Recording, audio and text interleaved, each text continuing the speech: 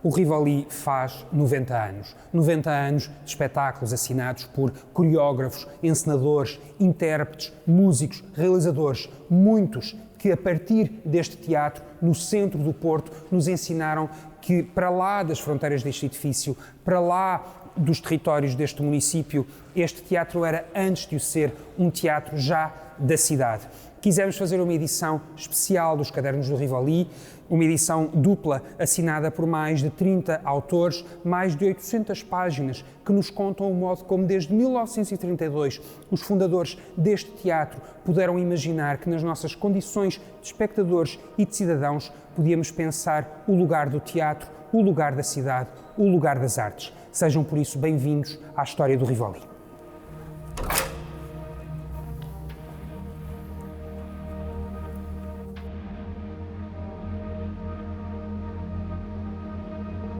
Grande parte da memória do Rivoli está guardada no Arquivo Municipal. Foi na Casa do Infante que encontramos muitos dos materiais que contam a história de um teatro que começou por ser de iniciativa privada, mas depressa se tornou no centro cultural da cidade.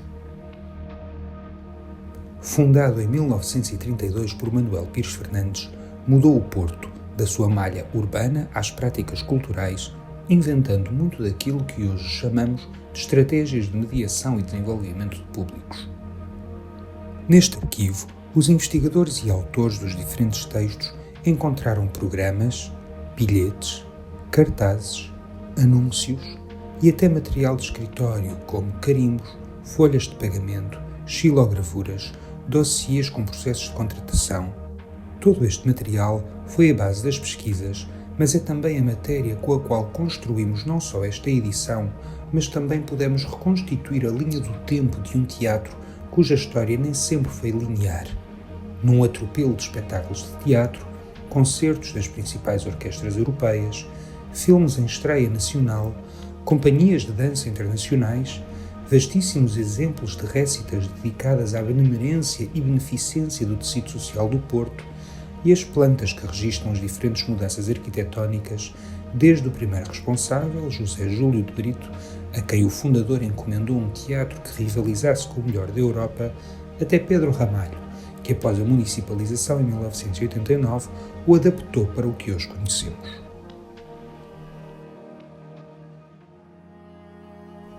Foi um grande trabalho de proximidade com esta memória, à qual se juntaram as pesquisas feitas na Biblioteca Municipal do Porto e todos os arquivos municipais, distritais e nacionais de museus, bibliotecas, centros de documentação públicos e privados que nos permitem dizer que as histórias que podem ser lidas nesta edição dupla dos Cadernos do Rivoli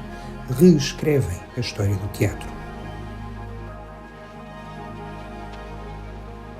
São 2 volumes que sugerem uma reflexão continuada e comunicante entre as noções de teatro popular e a missão pública,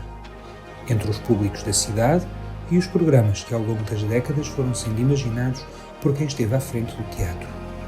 entre a inventividade da publicidade e a crescente importância dos programas de sala, entre a imagem em movimento e a nossa percepção e condição de espectadores perante a inovação das técnicas de projeção de cinema no qual o Rivoli foi pioneiro, entre o teatro enquanto lugar de ascensão social e as condições políticas a que se foi adaptando, entre os artistas que ajudaram a forjar uma identidade coletiva ao mesmo tempo que criavam o seu próprio discurso. Estes textos demonstram, em ensaios, romance biográfico, perfis, ficção, análise documental, levantamento histórico e bibliográfico, cruzamento de fontes e validação de informação, um esforço coletivo de contar uma história com várias no seu interior. Por isso, reunimos diferentes materiais, desde artigos da época a qual os textos se dedicam, a leituras transversais sobre a relação de vida e profissional que muitos tiveram e alguns continuam a ter com o Rivoli.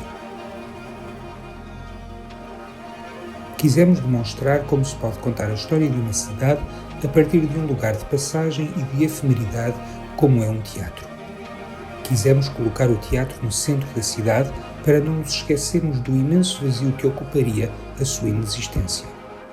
Quisemos contar uma história e, a partir dela, criar o espaço para que as memórias de todos quanto aqui passaram e hoje passam possam fazer do Rivoli como disse o fundador,